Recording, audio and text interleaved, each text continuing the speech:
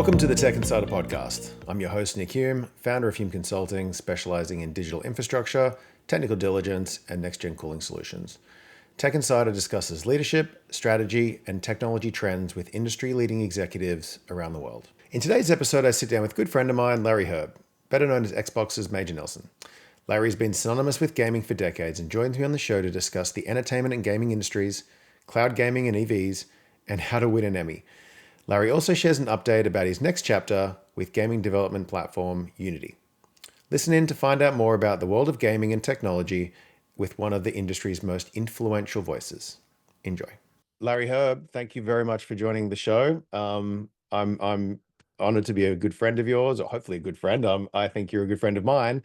Thank you. And we've become friends over the little time recently. But thanks for joining us on the show.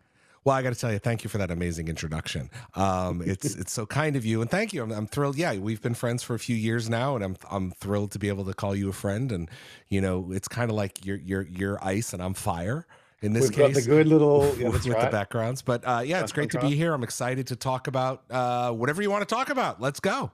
Wonderful. Well, thank you for your praise of my intro. As you know, I'm not a journalist. I am not a producer, presenter. Oh, that's clear. Obviously, right? Like that's clear in everything I do. So yeah, how have you been, mate? How's things? You've been good. It's Xbox's Major Nelson for long since I've known you. Yeah. Many in the community and the industry know you as Major Nelson. Yeah. And you worked there for a very long time. Yeah. What have you been up to lately? How's things? Well, recently, I mean, I don't know. This news is now out there. I've been holding on to it for a little while, but I've just joined Unity, which is a game platform. For those gamers know what Unity is, they see it come up before some of their favorite games, and I'll be running some of their social efforts over there, and really just helping tell the Unity story. So I'm really excited about that. One of my, you talked about my time at Xbox. One of my favorite things I got to do at Xbox was, in addition to talking to the fans, was talking to developers and connecting developers with fans. So this allows me to do it at such a great level because as I love Xbox, I will always love Xbox, but now I get to talk about Unity running on PlayStation, on Switch, on Apple devices, on whatever devices you want to run on that, in terms of games. And then Unity also, a lot of people don't know this, Unity has a lot of other things they do that are non-gaming, but they've taken learnings from game development and brought it over to some of those other platforms. So what's an example of that? What's, just out of curiosity? Oh, sure. Some examples? If you look out there, Mercedes-Benz, their in-car user interface is run by Unity. And that's an area where people would never think about, well, that's interesting, it's okay. But as gamers, like I'm a gamer, I'm a little bit older than you are, Nick, but you and I grew up gaming. We grew up with one of these in our hand. Sure. And so we kind of expect a 3D game-like interface. So that's what's really exciting about some of the work that they're doing at Unity. Awesome. Did I see Rivian doing that, or am I talking Rivian about Unreal is doing Engine? that. They actually use Unreal. Unreal. Okay. Oh, but which is a competitor, which is fine. I mean, it's at the end of the day, I love seeing all the innovation in this space. But that's cool though. So it's essentially that technology, those engines, those platforms are not just game related. They're getting into other areas and other businesses and other verticals. Yeah, you think about there's some other areas as well, but you think about all of the applications that you and I grew up with, where we're used to pulling up in a game a 3D map and rotating it. That's what's happening now, like bringing up a device and being able to rotate it and look at it. That's what we expect when we're browsing or shopping or doing any of those things, and Unity's really on the forefront of doing a lot of those types of things. That's awesome. That's cool. So it's my gaming background, but also leans into, you and I talk all the time about nerd stuff, and that's why I'm on the show, but it leans into the nerd side of it, the non-gaming, but influenced by gaming. Sure. And so do you see other areas? I mean, you obviously got the gaming industry as a vertical with Unity and those platforms, the automotive industry. I mean, fridges have got a lot of stuff on the front door of those things. Everything has a screen now, right? Well, what's the next logical kind of piece that would be, in your opinion? Excuse me. That's a great question. I don't know. I just started, so I shouldn't really speak about it too much. Ask me in a week. Yeah, but I'm learning more every day about what game developers and the background of games and how they've influenced others. And look, one of the most obvious areas is look at what's happened in motion pictures and films for the past 10 or 12 years. Totally. You know, they're all doing essentially what was happening in gaming in the mid 2000s. Now it happens in movies. That technology has been brought over. You know, you saw The Mandalorian, which has, you know, the volume where they do everything. It's just a game. Yeah. It's just a game. So I think you're going to see more and more of this happening in other parts of our life that are going to really help make things fun and make Totally. interfaces fun and entertainment fun. Well, there's those huge leaps, right? So like, I'm seeing this in the digital infrastructure space, right? So the M&E industry is using a ton of compute. They have to, stitch together these Yep. huge canvases across, different studios, different they're in different countries, different geos, and they're trying to work on the same, artifacts and pull them together and produce them in this seamless, 1 hour, 30-minute film. And so they've got all these 3D artifacts and different color gradings and stuff. And all of this compute needs to sort of, follow the journey of where those materials are being worked on. And the transcoding for all the different, for Netflix, for, Prime Video, for all the different streaming services also needs to be done either on the fly or, upfront. And there's a ton of compute needed for some of these things. And so what I'm really interested about is, do you see, and maybe I'm skipping ahead slightly because kind of is going there, but the next level of some of this stuff is not just 2D watching it on a screen, right? You've got the spatial computing, you've got Sure. the Augmented reality, virtual reality, yeah, the Apple Vision Pro and that type of stuff, metaverse, omniverse. So do you see, like, there's been a lot of money in that. Meta's famously spent billions and continues to spend billions in that market. Apple's going into it from a consumer point of view as well. Do you see that being a productivity tool, an entertainment tool, both, or somewhere in the middle? I think right now we're leaning on entertainment as a consumption device. My bigger concern is it's on its way. My bigger concern is the social impact in terms of, I'm going to put this thing and now I can't even see anybody around me. I mean, we have such a problem today with these devices where people are, just mindlessly scrolling. So I'm more worried about the social impact and what it's going to have on the fabric of what's going on. Cause that's an area that I don't know. It just really concerns me, but we're going to get there. Yes. But how is it going to impact us socially as human beings? Yeah. I mean, I think I grew up on, well, not grew up on, but I spent a lot of time playing Nintendo 64 and GoldenEye and Mario Kart, and like the 4-player on one screen and you're elbowing your buddy next to you and trying to get them to sort of, tear off until you can win. But that's a shared experience. But that's what I'm saying, right? So versus, you're locked into a screen and you're kind of immersed in an oblivious kind of land of someone else's doing versus you just sitting in front of what was a 34-centimeter screen or a TV. And it was quite different experience. So I agree. I concerned about that we both got kids, right? And worry about what that's like for them. And the glory days of what we had in gaming and entertainment. Yeah, no, you're absolutely right. So to put a fine point on it, we're going to get there with AR and VR, and it's, whether it's a phone that is now eyeglasses or whatever. We've all, you and I live in the future. We all live in the future. So, but I'm more concerned about the social implications of it. I want to be hyper aware of things like that. Yeah. No, that's interesting. It's so speaking of games, speaking of what you've been up to, like, have you been playing games? What are your favorite games? Oh, wow. What's your jam at the moment? Yeah, right now I just finished Hellblade 2, Senua's Saga.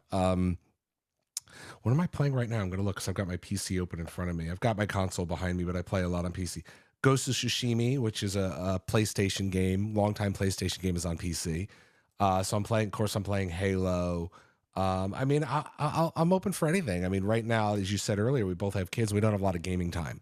So it's basically something I can pick up and play for a few minutes and then pause. One that I am playing quite a bit of is a game called Balatro, which is a card game. Right? Yeah, the card game. Yeah. So I played a little bit of that. That's just, again, that's like, I can sit here, play around, go away for an hour with my daughter, come back and play for 10 minutes. Now that's a play on poker. Am I not? Yeah. It's a deck building kind of thing. Okay. So try it out. Yeah, I've been meaning to. You've told me about this before, and I haven't done Yeah. anything about it because children, but and work. But I like the casual throwback to, oh, I've got these things behind me, and to your left shoulder, this Yeah. one, the other one, is just a casual Emmy Oh, just sitting behind you. And so, well, hang on, what are you showing me first? this is actually, This is yeah, Atari. yeah. This is. In fact, where is it? Let me just get it all set up here. This is one of the Atari re-release that happened last year. Which was, I think I bought it at Costco, the console that has a bunch of games on it. But it's interesting because this, you recognize the stick, but it's not a stick that you or I ever played with, because it's got a trigger here, a dial here, a button here. There's another button someplace. So it's very different. But it's yeah, I love the old school games just like you do. Yeah. Well, it's like, Apple's opened up, its ecosystem to play them. I think they've allowed some of the emulators and things to sort of be on there if you own the cartridges, if you own the content and all the Yeah. things. Yeah. And so, there's kind of a bit of a resurgence in that platform that you can Yeah. use and play those things. But the nostalgia factor for all those games, they're fun, they're simple. You can, to your point, you can pick them up and put them down quickly. Yeah. And so, but then, like, going into those AAA games and things you might have mentioned before, like Hellblade, how do you then pick those up and stop Well, them and start them that in that quickly? case, it's a Because single player game, so you're able to pause it. But you're right. It's much more obviously sophisticated and complicated. Excuse me. But the games that we just talked about, those classic games, you and I play them because we grew up them, we know them. It's kind of like comfort food. We just kind of like, I play some levels of Super Mario World over and over again because it's just fun for me. yeah, So it is a state change, because you're going from a full high def interactive experience to something that's kind of low def, but it doesn't matter. It doesn't matter if high four def or by low three def, CRT. Yeah, whatever, as long as there's fun there, that's what matters. totally, We've all played the games that look beautiful but aren't fun, and we've all played games that doesn't matter what they look like, it's just fun. totally, totally. No, that's so you talked about the games you're playing now. What's your favorite all time? Do you have a favorite? Is there one particular Probably, handful? I talked about Super Mario World. Love that game. Red Dead. Red Redemption. Dead is one because just the storytelling is extraordinary. I don't know if I ever told you the story. The second Red Dead Redemption 2. Have you played that one? No. So what's interesting is when I used to work in radio, I had a production guy, who handled all the audio and whatnot, and he's a genius, and he moved to Scotland and worked on that game with Rockstar. He used to do all of the sounds for the Grand Theft Auto like radio stations. He did all that. Right. And he moved to Scotland and worked on Red Dead, the audio on Red Dead. Again, he's from the Midwest in the United States. And he called me one day. He's like, because he can't, I never pushed him and said, "Hey, what's this game about?" before it came out. I just wanted to respect his privacy and whatnot. So when it came out, he called me, says, "Let me know when you get to a certain town." Again, I'm spoilers. I won't say anything. "Let me know when you get to a certain town." I'm like, "Oh, okay." He's like, "Because anytime you see a harmonica player, that's me." Because he's the only person that understood how to play a harmonica in Scotland. So they did a mocap of him Well, playing the only person harmonica. in the whole of Scotland. I But guess, well, no, it was on staff because remember, you can't open it up for everybody. So it's him doing that. And I think playing the trumpet. It's basically his body style. His name is Brian. So I love going in there. And so when I go into the games, when I see my friend Brian, I just love it. So that's really cool. Like the insider kind of view to some of these things and how they're made and things. I remember, there's little Easter eggs that are in games, whether it's the Konami code or it's right, like there's the toasty in the bottom corner, or there's yeah. these little things that have just been sprinkled through are just great little. I don't think that's done enough anymore. It used to sort of be, maybe it was in the cartridge, maybe that was a nostalgic thing. I'm not sure, but I don't know if it's done as much as it used to be. I don't know if it is either, Nick. But what it shows me when you see those things, it shows me the love of the craft that the development team has, because they took time to do something, build Personality an that goes asset, into that. Yeah. or do something. So I love that about that. So I love finding those things. Excuse me, I got a little bit of bronchitis, so I apologize. Oh, no worries. I'll just talk for you. So, the So the gaming industry, obviously, you talked about like there's nostalgia for people that have been kind of playing it for playing the production of what's been created for decades. Yeah. It's a weird industry by virtue of, and then this is from the outside looking in. So it sits between entertainment, obviously, Yeah. it's Yep. the video games, and it's owned and operated to some degree by big tech companies, right? So large conglomerates, Sony, Nintendo, Microsoft, at the main three. So how exactly is that a hard line to sort of draw between the two? Because you have, you know, to some degree the creatives and the developers and the studios and all of the talent that's producing these things like the movie industry, but then you have sort of the let's say large corporation type shareholder focused to some degree uh needs of those businesses. And so how does uh, I guess I don't know what I'm really asking here, but it, there's friction there to some degree. You've Well, got there's always the a friction. I suits mean, and then the creatives, right? well, I Like, mean, look, but stop for a minute. Let's back up a little bit. The greatest example of that is Disney, right? I mean, if you famously, if you go back and read about Disney, Walt and his brother Roy, Walt was the creative and Roy was the business guy. So it started at that family level and they built a tremendous multimedia global empire out of that. But it's to this day, I have friends that work in Hollywood and it's still a struggle when you've got the creative and you've got the money. And then, by the way, what you need is in the middle of this is this engineering, at least yeah. in games. You have to team up a great engineering team with great storytelling or you don't really have anything, right? Well, and you touched on this before. It's basically that translation layer between the two, and that's where you come in, because you were talking about that very thing before, is being the conduit between the consumer and the user and the players of the games, and Yep. being on yourself, Yep. and then Exactly. knowing enough to decode that to the developers and kind of speak on their behalf, and then speaking to the business and the getting things out and getting things published. Right. And so it's that translation layer or decoder ring, or that connective tissue Right. is a really important part of that process when you've got those two things that are kind of at odds to some degree. Well, I mean, but it exists everywhere. If you think about Yeah. it, it exists in, I'm sure it exists in immersion data centers.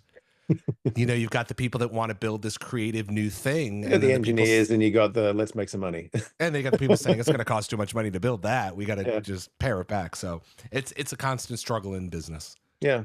And so like what have you seen some of the, like, there's I don't know if you get on the negative side of things, but it's obviously there's the news of layoffs and Yeah. reductions and things specifically, well, across big tech, like we just talked about, but equally in some of the in Xbox and some of the studios in there's we're sort of mid-cycle in the Yep. console generation, so there's a bit of a lull period to some degree. Is that cyclical? Is that, is Well, there? I think what you're seeing now. I mean, you talked about the industry being a little bit unnerving.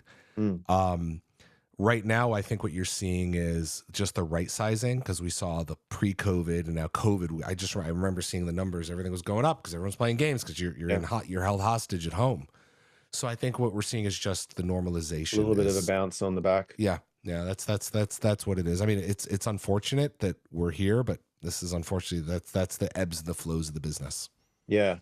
No, it's kind of, you see, I mean, especially I think there was one example, like with the Hi-Fi Rush team, and so they did quite well from a smaller team, and got Yeah, great reviews, and it was a great well received game, and sort of they're impacted in a pretty big way. It's sort of like, even if you do well, there's still sort of a question mark. So it's kind of a bit of a sad situation for that team and that yeah, and I don't know any of the studio. details there, but it's always unfortunate when you have to close a studio. Yeah, It's just it's not pleasant for anybody. And I know the people that obviously I worked at Xbox for a long time. I know Phil, I know Sarah, and that's not a decision they take lightly. of course. Yeah, It's because it impacts real people, and there it's if you don't have the people, you don't have a company. Yeah, that's absolutely true. The so let's pause on the negative side of things and talk about something more fun. Uh, or maybe more interesting. The Where do you see the next, kind of games, and whether it's platforms like, I'll sort of paraphrase Phil to some degree, Phil Spencer from Xbox. He was saying, meet the players where they are, right? Yeah, So that's in, they've gone and spent, well, and developed a great service for, with Game Pass, which is like the Netflix of gaming. They've created, I don't know if it's still called xCloud. it is. Okay, cool. That was the code name internally. Right.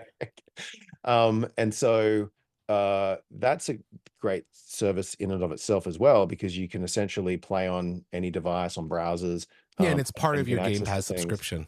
Yeah.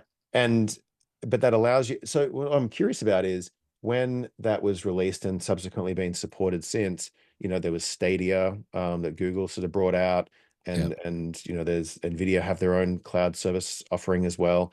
And so Xbox has sort of been the number one and has continued on. Stadia has sort of fallen away, and I think no longer Doesn't um, exist. doesn't exist anymore. So on paper, it sounds great. It's a great idea. Yeah. If you can make it work, it's even better, because Yeah. you sort of get more people. What is it? Just a technological challenge on the, latency, the time between moving the things, It's like what? that. It's licensing. It's securing the right content. It's making sure that the experience scales across all the different devices. Is it okay on your phone? Is it okay on your TV? Is it okay on your refrigerator if Yeah, that's what you want? So it's a combination of a lot of things, but the quick access to games is what people really enjoy.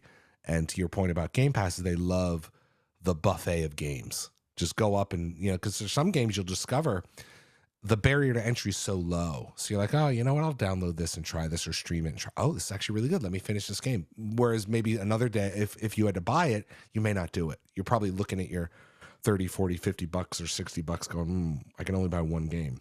Now you true. can have a ton. Well, I think it's the two barriers, right? It's the cost scenario with Game Pass, and you get a subscription. It's $10, $15 a month, whatever you're paying. And so, but equally, it's the install, right? Like some of these games, and maybe it's sort of reduced to some degree with the No, SSDs to the hard drives, but it hasn't. there's still hundreds of gigs. I think I Yeah. saw Call of Duty 6, which is the new, Yeah. like there was a massive install There's a few requirement. hundred gigs. 306 gig or something. I think I remember. Maybe I'm getting that number wrong, but I mean that's going to take a while to pull down and then install and Mhm. extract all those And artifacts. then there's going to be an update, I'm sure, the day one that's going Yeah, to be day one, fairly day one beefy. update. So oof. Yeah, I mean, I 370. have no idea because I don't work on the No, no, team no. anymore, but it's just like that's the way, historically But speaking, that's the way things go. true. But when you think about, again, the gaming that we were sort of brought up on was you blow the cartridge, you jam it into the slot, Slot, turn it away on, you go. instant up, Yep. and away you go. And I think things only started slowing down when CDs like the PlayStation and I actually think that they disc started based. slowing down when we started going to HD Mm, because the assets just became unbearably much huge. bigger. Yeah. Well, I remember, like, I think the PlayStation, the start sequences would just, there was, I think, Ridge Racer, if I'm not mistaken, you would actually play, gosh, Galaga, Hmm. whilst because it was loading in the background, pulling all that Yeah. stuff off a slow, read of a one or two speed Right. CD drive or whatever it was.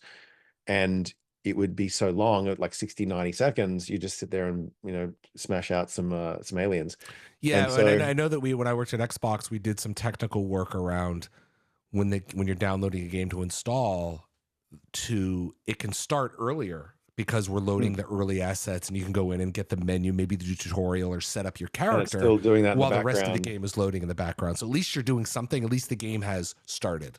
Yeah, yeah. It's and is that a concept, like is PlayStation doing that same thing? I'm not No as idea. I think they tried to do it, but I actually don't know. I haven't checked in a while. okay. Interesting. The What I was before, when you said you were casually sort of over the shoulder, and you got your Atari console Yep. joystick, I was referring to on your other shoulder is your just casual Emmy for Halo. Oh, over here. Yes. Yeah. Oh, that thing. Oh, this whole thing. Yeah, that's the Emmy that Tell we us got. about that. Yeah, that I got when I worked at Xbox Live. There was an Emmy award. I think it was 2006 or 7 for interactivity on a television. So that's what that's all about. So I was on that. I was on the team that helped develop Xbox Live. And that's super cool. And it's a heavy old trophy, right? I mean, it's a big old weighty. I mean, it's an Emmy. I mean, you've been here. You've been in my office. Well, I've said. I mean, yes. I mean, not many. I mean, what I would say is not many people have held an Emmy, let alone seen one in person. So, it's heavy. Yeah, I'll put it this way. I think you can agree with me. It's a weapon. It's a beast, really. Yeah. That thing is tangible for sure. So, where do you see the future, sort of the gaming and stuff going? I mean, we've got you got Unity and Unreal and these platforms kind of being anywhere, everywhere. They're running on low end, high end devices. On your phones, on tablets, on screens everywhere. You talked about it's in EVs. Is there, with the industry kind of just recovering to your point from sort of a COVID kind of rebound hangover and stabilizing somewhat, or hoping to stabilize or restabilize, does it become, do the next flood of games become stable releases and kind of the iterative, like I talked about? Is it Call of Duty 7 and 8s and 9s? Is there less or more gambling on different first of kind type yeah. IP? I mean, I want to point out that I don't know what the pipeline looks like. I watched the showcase a few weeks ago, so I've seen that just as much as you do. But I'll say that I think we're seeing the larger companies get more risk averse, just like Hollywood did a few years ago. Where it's like, oh, we need to make some money. Let's make a superhero movie. We're seeing that a little bit on the game side. Well, let's just stick with the standard franchises. So my point is, you're going to see more creativity down at the independent level, because they're gonna have the flexibility to experiment and try different things and try different game styles and game modes and game loops. Yeah, I think it's just a funny little period of time that I think the world is going through, that recovery from COVID. I mean, an unprecedented situation, and the recovery looks different in every industry, every level of the industry. Yeah. By the way, this is not COVID. This is bronchitis. I tested.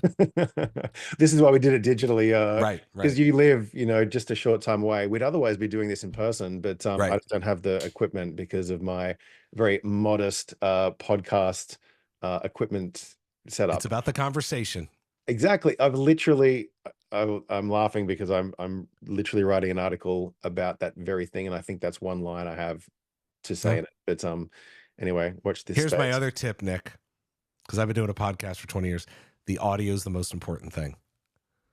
Because I'll tell you, that big old mic there. People can deal with the audio, the video not being here, but if the audio sounds bad, then they're going to tune out. I really just want to see that picture from before, and just the flappy mouth just going up and down. That would be hilarious. Actually, speaking of, why haven't games? We've got these amazing phones, right, with LiDAR technology and all this cool stuff. Why can't I put my face in Mortal Kombat and just, scorpion we people? did that we had the Xbox Vision camera, for those of you that remember Uno on 360. And then we also did that with Kinect. The problem is it's would you rather the developer spend time working on that or adding more time to the game? It's a resource stretch. And I remember doing it. I think it was Rainbow Six, and I scanned my face and it was mortifying. I'll just say that. I think the Rainbow Six to the helmet on and all the gear, like that's so. But hang on, so like I don't disagree with that. However, could that not be done at the PlayStation, Xbox level, like as part of your digital avatar on your profile? And you apply it to some people want to have an online presence that is not representative of who they really are. True. Like here's a great example. When I play RPGs, sometimes I play as a woman. Sure. I want to see what that experience, if the experiences is different in terms of the in-game mechanics. And some people just want to have their their PG rated profile versus their G rated life, and that's their escape. So some people just don't. Yeah, They don't want that. I totally understand. I can totally understand that. I mean, I play my I'll give you daughter. a great example, Nick. I'll give you a great Yeah. example. One of the features we were most excited about with the original Xbox was, maybe you remember this, was voice masking.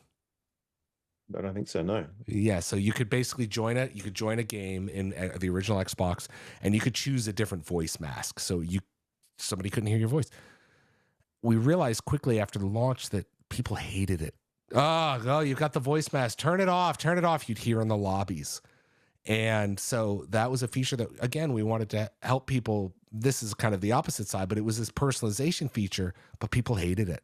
So hang on. So give me an example of a voice mask. Is it you could make it sound like Bane and it'd be like, Yeah. Or hello, Darth Vader, Lawrence. or you'd sound like you had taken hits of helium and things like that. I see. Right. So it's just annoying. Yeah, it was just annoying. I see. We loved it. We thought it was going to be great. Man, we were wrong. Yeah. It's actually a shame that Kinect was a really interesting piece of technology, and a shame that it didn't quite get, the I don't know, the developer involvement or The kind support. of the support it needed. Yeah. It was But it's funny. It shows up at the randomest places, like, at a factory that's building something, or at a doctor's office, or who knows. But in terms of outside gaming, so it contributed to a lot of different things and moved the technology forward. But it never really took off in games for a lot of different reasons. Yeah. Yeah, it was a bit of a shame, actually. I thought it was a good idea. I mean, it just didn't. We all love saying Xbox on and having the thing turn on. Xbox record that. Totally. So. Totally. I mean, you were at Xbox for some time. What were you most proud of at that time? Like, The achievement system, the party system, Xbox Live, without a doubt. And just bringing the joy of gaming to the world. I had the opportunity when I was at Xbox to travel the world. I went to your home country of Australia many times, went to Japan and Germany and Iraq and, millions of other places. And everybody, that's the common denominator. I could always, wherever I went, I could say, hey, what are you playing? And they would just go on and tell. I don't care if they're playing PlayStation or Switch or PC, but it's a common unifier across the globe. So that's one thing that I really loved. So that's, there's so many things, but I loved how in the mid to late 2000s gaming just became so mainstream. I love that. Yeah. Well, it's that joy, right? So it's that escape and that commonality of interest. It's not what TV show you're watching, which Netflix show you're watching. It's like, what game are you playing? Yeah. And by the way, and how far are you? What level are you on? Right. Yeah. No, that's cool. Do you play? You talked about Switch and things. Do you play Switch at all? Yeah, Do you it's right over there. What games are you playing on Switch? How does that? Super Mario Wonder right now. I mean, all the first party Nintendo games are usually just fantastic. So Super Mario Wonder. I mean, I love Zelda. I mean, the Breath of the Wild and Tears of the Kingdom are just tour de forces in game development. So yeah, I mean, I'm how could you not be a Nintendo fan? They bang out the hits. I worked with somebody, Ken Lobb, who worked at Nintendo for a while and now worked at Xbox. And I remember sitting with him, we were talking about, I don't remember what game, it wasn't a Nintendo game, but we were talking about the magic of Nintendo. And one of the magics of Nintendo is, and you've seen this in a lot of the games, and it's so simple. They make it fun to fail. So even when you're playing the game and you fail the game or you didn't do well, you're still having fun. Yeah. You don't feel frustrated. I mean, it's just like, oh, get right back in, try it again. Oh, just try back in. So there's some things that happen on the game side and the game design side and the technical side, but they make it fun to fail. And that's what's great. Fun is fun. What's that really, is it Dark Souls? There's a video game that's like torture. Yeah. And it's kind of the antithesis, like it's the opposite, right? It's the kryptonite of, and I don't, I have nothing. You and I are at the age where we don't have anything to prove. That's not where I want to spend my time. I mean, I'll tell you honestly, grinding. When I go into games right now, I'll turn it down to the lowest level just to kind of enjoy the game and not be frustrated and throwing my controller and having a Dark Souls moment. I got enough in my life. I don't need that. Yeah. Yeah. You don't need more torture from a video game, which is meant to be fun. The one thing that there's obviously subscription stuff we talked about with Xbox. Apple Arcade have obviously got that for their platform, and it's pulling out all of the in-app purchases and ads that are supported with free to play on iOS. And Yeah. so like that's one thing that's kind of a bit of friction in that world, is because I've got young kids and they like to download and play whatever game that they looks fun from the little icon in the App Store. Like, Daddy, it's free. Yeah, but it's got these terrible in-app purchases that are going to Right. cost me more money. And it's got these ads. Questionable ads. Yeah. Well, the ads are just, you just don't know what's going to come up, right? Right. And it's and sometimes the ad is actually a game in and of itself. Right. And I sort of peer over a shoulder every now and again when I saw this, and we shut this down. But you would see there's like almost like gambling, right? Like Yeah. there's sort of these awful, pervasive ads being targeted at whoever's watching it. And I've got a 9 and 6 year old, and I just shut that down pretty quickly. But it's that sort of stains, the experience to some degree. The kids don't know any different. They're just sort of going through it. But that, as a father or as a parent, that's something we got to be, across and mindful of, as well as these other large games like, there's Fortnite and, Sure. With these large, it's the same problem. yeah. Well, I'll And tell you, it's not just the same problem, but the other thing you have to be careful of, Nick, is because you talked about the ones on Apple Arcade, and I agree with you 100%.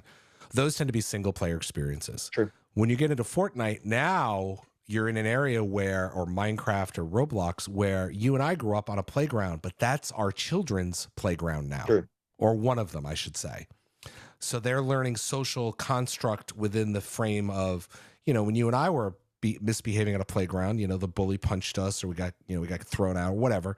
I had to pick Our up kids, trash. That was awful. right? But I'm saying now our kids are going to get thrown off a server, Yeah, or disinvited, or who knows what. So it's when you talked about some of the Fortnite or something, there's also social connection there that's also incredibly important to make sure we echo that in real life. totally, totally. Well, I think as well, the thing that worries me a little bit, well, a lot actually, is just those video games and those environments where people who aren't who they say they are go into, and sort of can Oh, interact that's with. I mean that's just the classic internet problem. Does Yeah, that's anybody know true. your dog, right? Yeah, that's right. Yeah. So that's sort of I think there's been a lot of development and improvement in some of the policies and the controls put in place, and the ability for parents to sort of monitor or manage or help, kind of protect on those platforms. Yep. But it's certainly, it's a wild world out there, and there's new games and new ways and new, formats all Yep. the time. So hard to keep abreast of. Tis. Mm. Um, what else should we talk about? There was I had a whole list here. I think we've just burned all through it. What else is something interesting? Like when you were like maybe at Xbox or in the industry, you would have seen things before many others. Were there any sort of eye-opening things that you saw that didn't come to market, or things that you saw, and were Oh, like, I mean, this I, is I saw gonna a ton be of them. Like awesome? I remember when we were working on Xbox 360, I had a gentleman in the office next to me, really smart engineer, and he came in every day, and he got the direction to figure out how to get Windows running on Xbox. So he'd sit there every day and work on it, and I mean, it never shipped because nobody really it was solving a problem that nobody had. But I remember seeing that, and I'm like, "Oh, okay, I don't know what that means, but okay." But it was really smart. I remember him working on that. But things like that, saw so many things that we just didn't make any sense. I'll just say Like that. like keyboards and mice, I can imagine would have been, Well, you not know, so much that. I remember we worked on a prototype where you talked about multiplayer earlier. We would sit down and you and I would wear different pair of glasses, and we'd look at the same television and play the game in multiplayer. And but oh because yeah, okay. the way the screens were set up, you would have a whole screen and I would have a whole screen, but they were completely separate screens. It's split screen, but with glasses that give you the same, like your own Full screen. screen. Yeah, yeah. So I That remember we played around with that for a little bit, which was interesting. that would have been super cool. I mean, if the internet didn't exist, that would have been super cool, Right, because right, like that right. would have for the not being able to see where someone is. I remember playing GoldenEye, and you're just looking at someone else's Yeah, screen and going, I yeah, know they're there, screen and you're cheating. just firing rockets and Yep. go and terrorize them. They were good times. Um, yeah, cool. So Uh, yeah, I've seen a lot of stuff I can't talk about, but that's some of the things I can. was there anything that you saw early and thought this is going to crush, and then it went out and it just fell flat, like you Yeah, thought? we'll talk about Connect. Okay, we'll connect. Okay. Yeah, Connect was one that just I thought was phenomenal. I remember doing this and then seeing your character do the same thing on the screen. I was like, whoa, it's the future. So that was it's unfortunate. I still have a soft place in my heart for that. Yeah.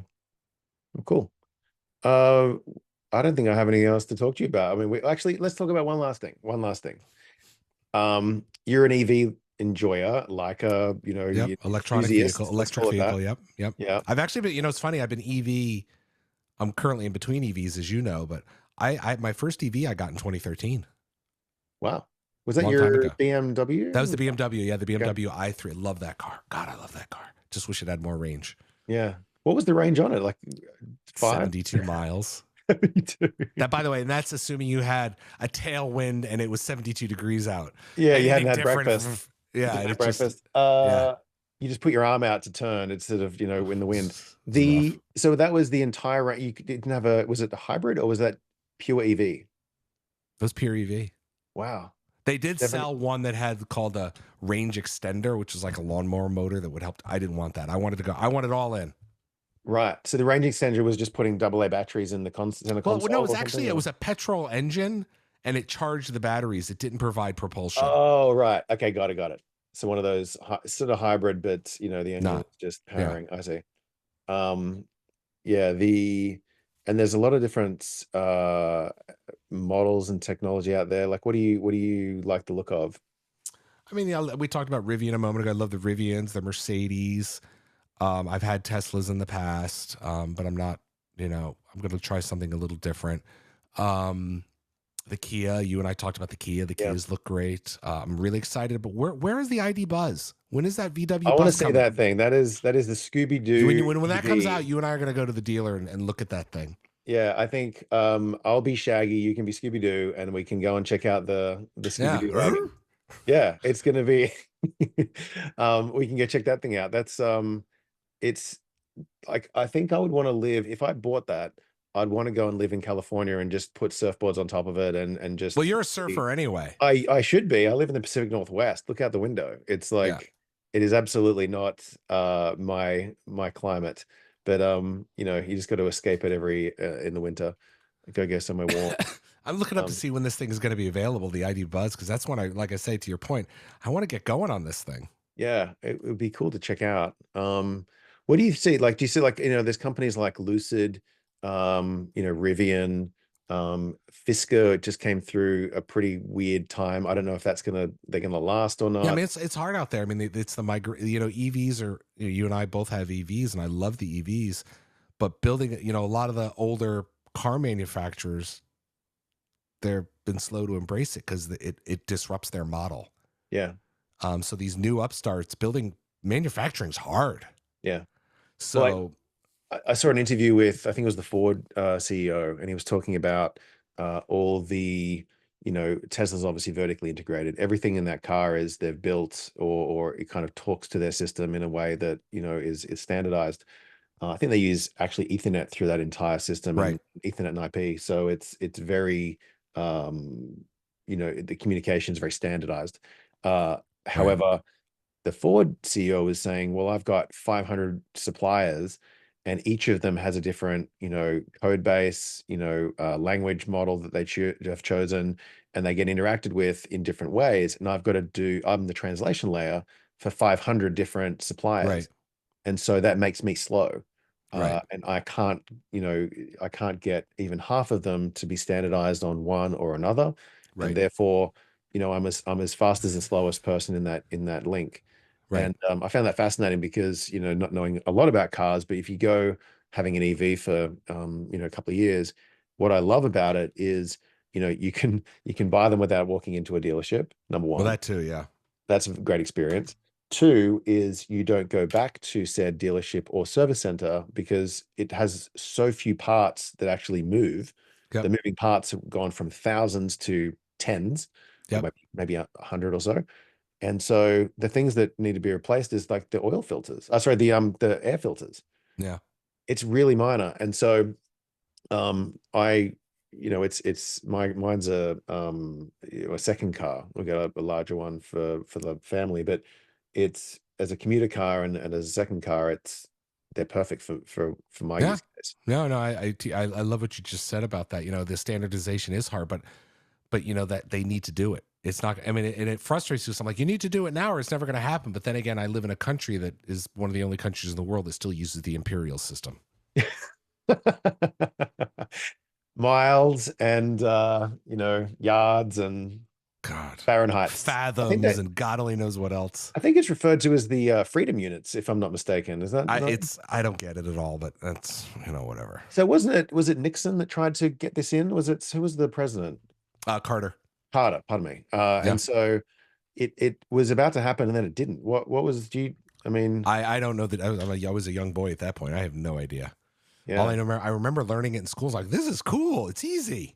Base 10 done. Yeah. I remember when we first moved here, I've been here 8 years now. When we first came up, we went up to Whistler, went through Canada and up through Vancouver. And we had Rover, like we're driving up, and so it's all in miles. And so you can convert it, but when you're driving, at 60 miles, as we cross the border at Blaine and you go through and do the thing, and then everything's in kilometers Yeah. because it's Canada. And so But I'm it's looking also at Canada's even weirder because I think there's like some things are there's some imperial, like weird cooking. ones, yeah. Yeah. So it's like, I don't know what's going And on it's a up weird there. transition as you sort of cross the border, and so your phone stops working and like all these things. And It's a different country, Nick. It is apparently, and it's the Australia of the North. To be fair, Right. I thought it would just be like everyone just. Okay. What do you mean? It's the Australia of the North. There's just a bunch of Australians that live in Vancouver in the summertime because they're in the winter. They're up in the mountain, Right. working on the field, working on the snowfields and stuff. Right. Okay. I didn't know that. That's yeah, and they're part of the Commonwealth. Like it's all very Australian-esque. I don't necessarily feel as home up there as I do in Australia, but I don't know, there's a weird. There's similarities. You're welcome. I go through and everyone just welcomes me with open arms. I Well, come back. that's just you. I come, I come back and the border police are like, "Why do you want to come into my country?" Yeah. Well, you are I a pay little sus, as taxes. the kids say. Yeah, I want to pay taxes. Like I want to help. But the anyway, long story short is you got to change this over and translate it in so 60 to 100 kilometers is a nice 62, I think, Well, miles. that's the one thing I love about our EVs, though, to your point. You go into like settings, and everything changes immediately because Yeah, it's all digital, right? So it's much easy if you easier. need to do that. Yeah, no, it's much easier. You get the maps downloaded. It's all Done. nice. But anyway, that's just one of those fun things that we had to acclimate to when we moved over. Right. And I'm still acclimating 8 years later. So Well, you're getting better. You're getting better. I'll say that. well, I'm learning a couple of things. It's a weird process. They talk about naturalizing. I don't know if you were naturalized by default because you were born here, but Correct. if you want to become a citizen, there's a process called naturalizing, Yeah. which is just strange because everyone who is not a citizen is therefore unnatural, Right. and you have to go through that process, and and we're essentially legal aliens up until that point. Um, so it's just the terminology is just kind of funny. It's peculiar. Yeah. I think it kind of extends into there's a comedian, Michael McIntyre. I think he's a British comedian, and he talks about the difference, like the American language and the English language, and both being English, but just the different dialect. And he talks It's about Queen's English. yes, the Oxford Dictionary English. Yeah. And he speaks about one thing in particular. I think the best example I have is actually there's two good examples. The best one is he talks about Americans call it horseback riding. Right. And his statement, his question is, well, isn't it just horse riding? Like, why is it horseback riding? It's not horse front riding or horse side riding. But It's you the could, but to same be thing. fair, you could have the horse pulling your carriage. Well, that's just a So what would you call that? Horse rear riding? I don't know. Exactly. It's not, horse riding in either in that scenario. So Right. it's just a biz and I think what's the other one? Eyeglasses versus just glasses. Right. You got sunglasses and then eyeglasses. Right. So it's in Australia it's just called glasses. It's just simple things, very literal. This country is very literal. Very literal. But anyway, we love it here. And if we hadn't have been here, we wouldn't have met. That's right. Uh, That's right. So it all happened for a reason. it did. It did. Well, mate, this has been great. We get to chat in We're gonna more have to than just wrap it this. up because I'm almost out of water. Well, yeah, and we get to chat more than in an hour podcast that's recorded pretty frequently. So Yeah. which I appreciate and Thank you, Nick. appreciate the friendship and just having a laugh with you, mate. So Well, thanks for thank joining you me for on the having me show. on. You can follow me at Major Nelson on Twitter and Threads and all the major places. Hit me up, send me an email, say hello. And Nick, I appreciate you. Keep up the great work, and thanks again. I appreciate it. Good luck in the new gig, and Thank you. yeah, love to see what you do with Unity.